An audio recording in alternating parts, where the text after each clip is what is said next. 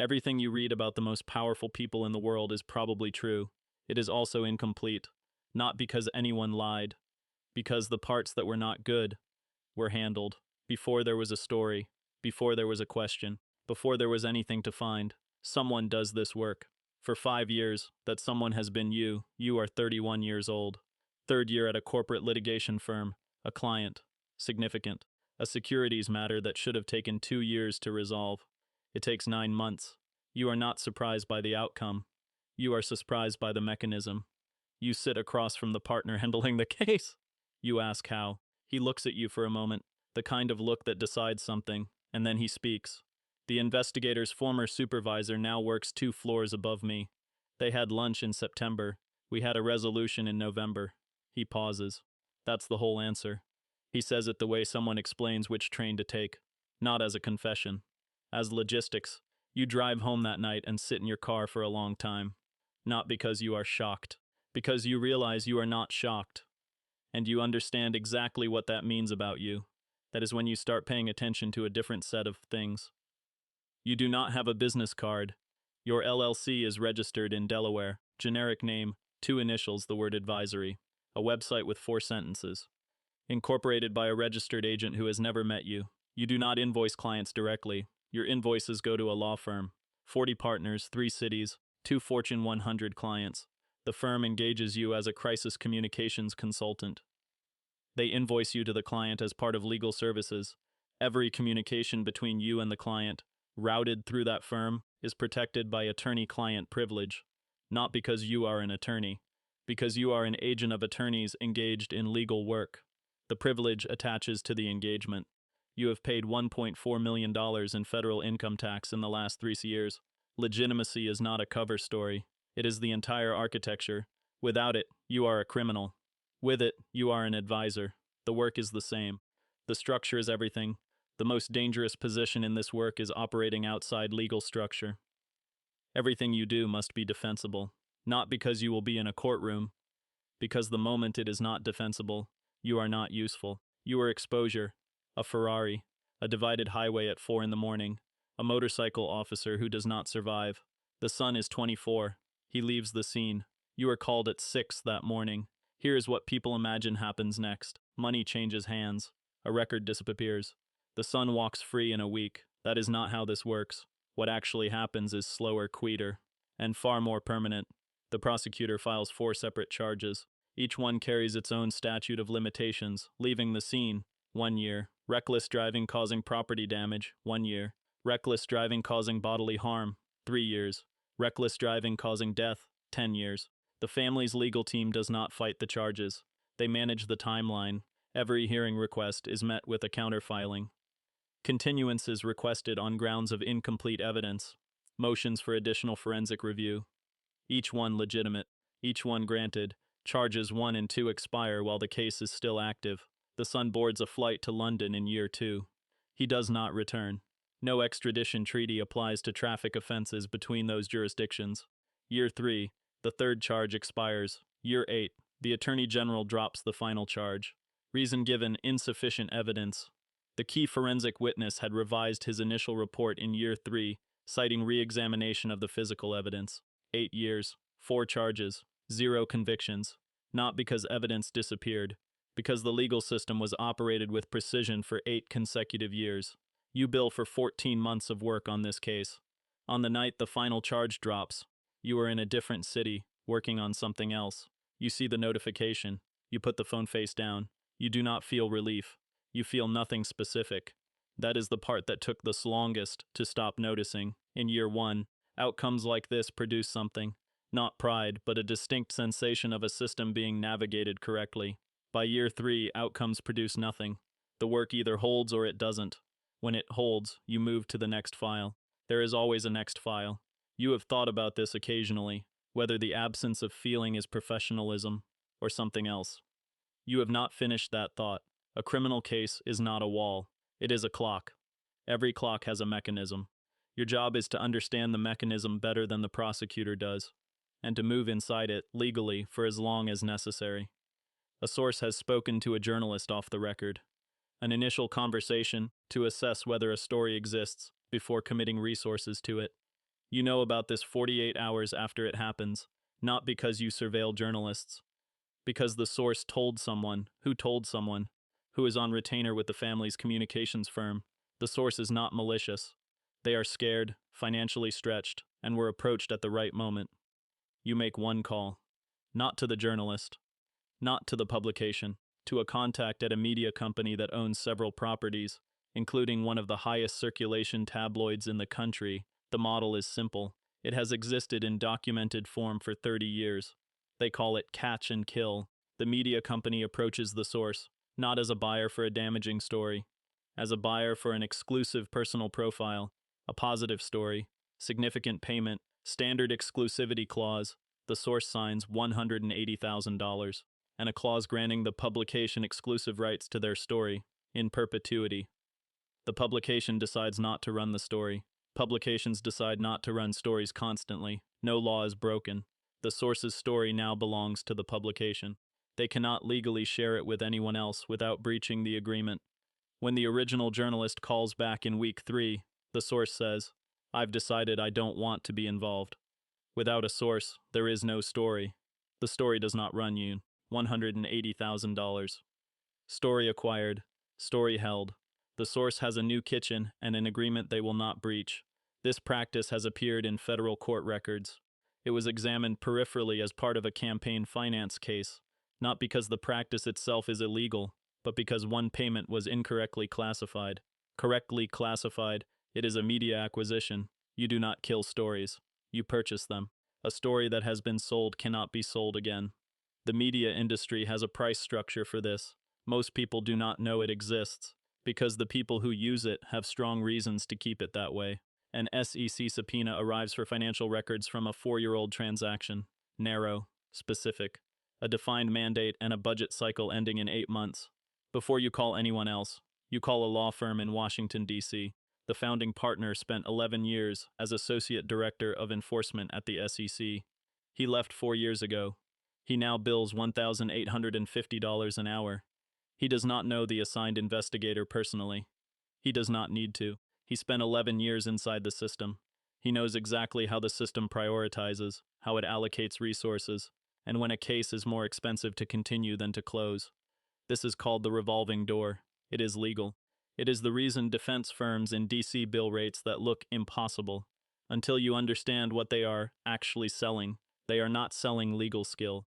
They are selling institutional knowledge that required a decade of government service to build, and is not available at any price to anyone who built it differently. The document review runs 11 weeks. Attorney-client privilege is asserted broadly. The privilege log is 340 pages. The SEC does not challenge it. Their budget cycle ends first. The investigation closes. Insufficient evidence for enforcement action. Total cost to the client, $1.2 million. $1.2 million is the price of a specific outcome. Defendants without $1.2 million receive a different one. The legal system is not corrupt. It is expensive. Those two things produce the same result often enough that from the outside they are indistinguishable. The revolving door is not a scandal. It is a feature. Government builds knowledge. Private practice monetizes it. The system designed this pathway. The system continues to permit it. Understanding this is not cynicism. It is accuracy. There are 11 of them. 11 women, across 9 years, each with a signed agreement, each paid through a different entity. 4 LLCs, 2 trusts, 1 foundation subsidiary. No 2 agreements handled by attorneys in the same city. You did not build this structure.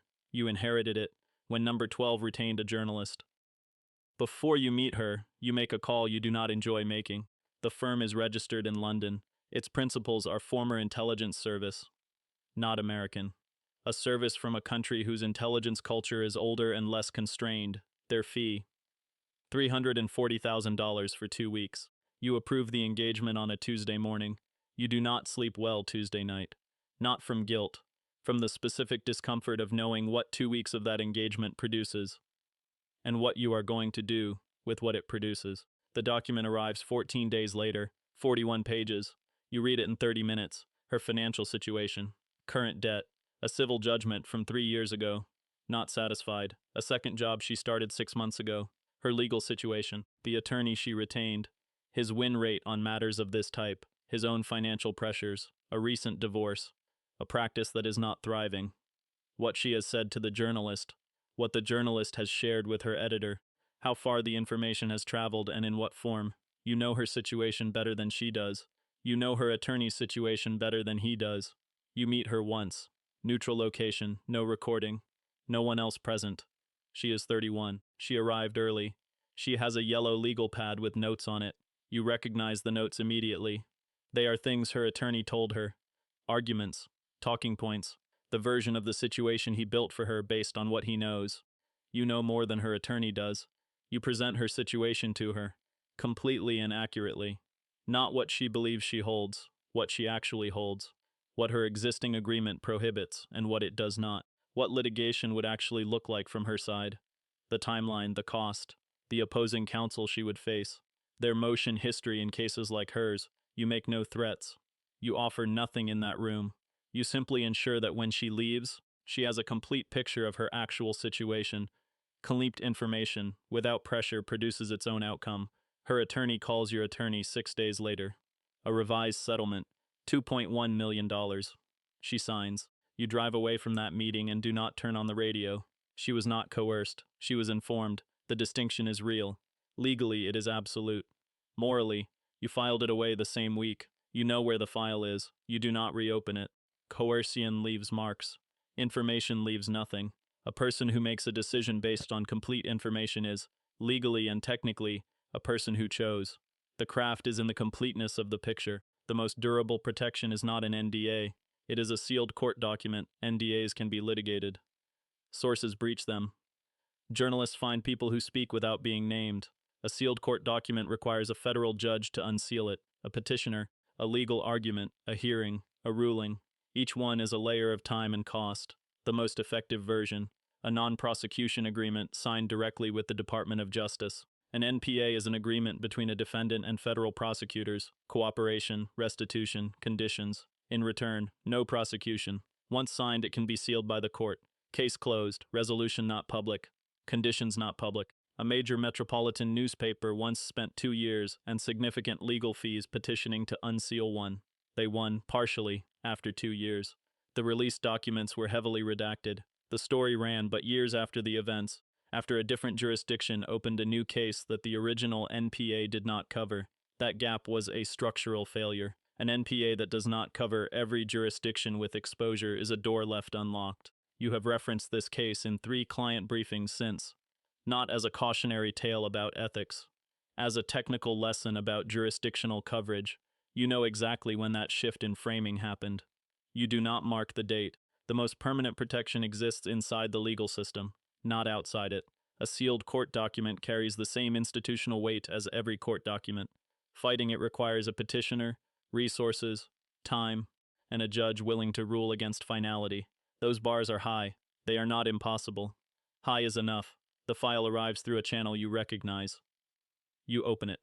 3rd paragraph. You close it. 17 minutes, not deliberating. The decision is made in the 3rd paragraph. The 17 minutes is something else. The process of making a refusal permanent.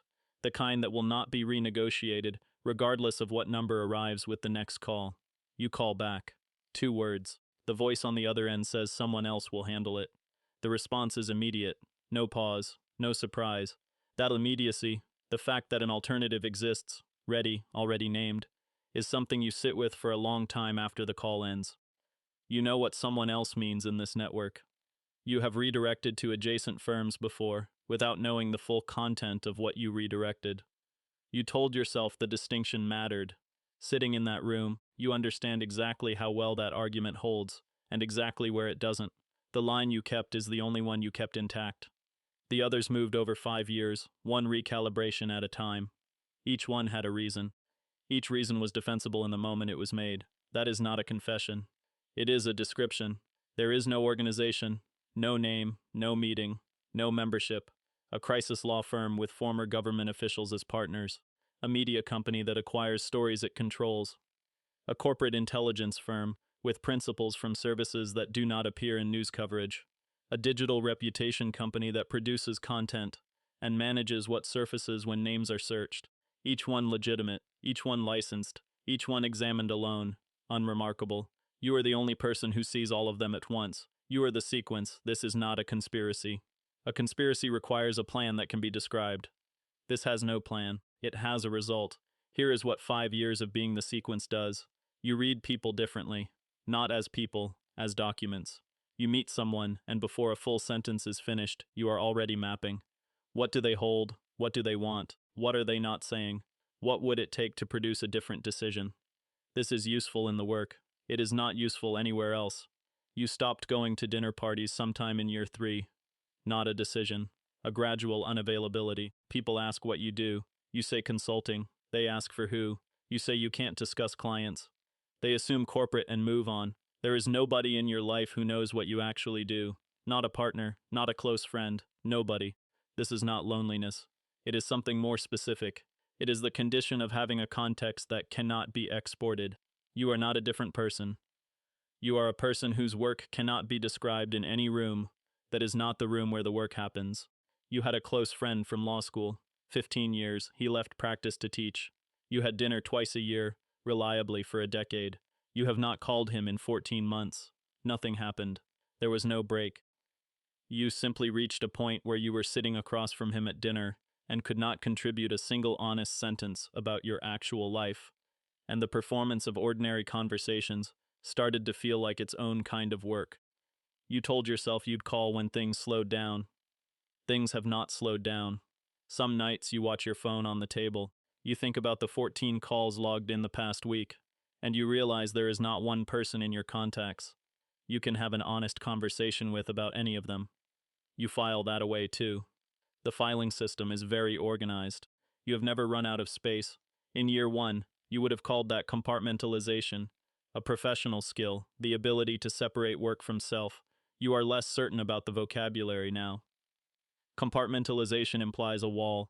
What you have is more like a slope, gradual, in one direction, and long enough that the starting point is no longer visible from where you are standing. That is either a professional asset or a description of a problem. You have not decided which. Deciding would require opening the file. The system is not broken. It is functioning as designed. A legal system built on adversarial process rewards the side with more resources. At a certain net worth, this is a budget line. The outcome is not corruption. It is the predictable result of a structure that was built, tested, and left unchanged. You did not build it. You learned to operate it. The distinction matters to you, somewhat less than it did in year 1. The philanthropy is real. The hospitals are real. The scholarships are real. The businesses that built what they have, real. Beneath all of it, not contradicting it, running beneath it like groundwater, is a layer of resolved situations, not erased. Resolved. Through time, through structure, through the precise and expensive application of every legal tool the system makes available to people who can afford to use all of them at once. Every story you read about a powerful person, stop asking whether it is true. The true parts reach you. They always do. Ask instead what existed before this became the story. Ask what was handled before the journalist made the first call, before the investigator opened the first file, before the question was even possible. That question has no answer in any publication. The answer was handled before the story existed. Somewhere, right now, a phone rings. The number is not saved. Someone picks up on the second ring, not because they are eager, because hesitation is information. And information, at this level, is the only currency that does not depreciate.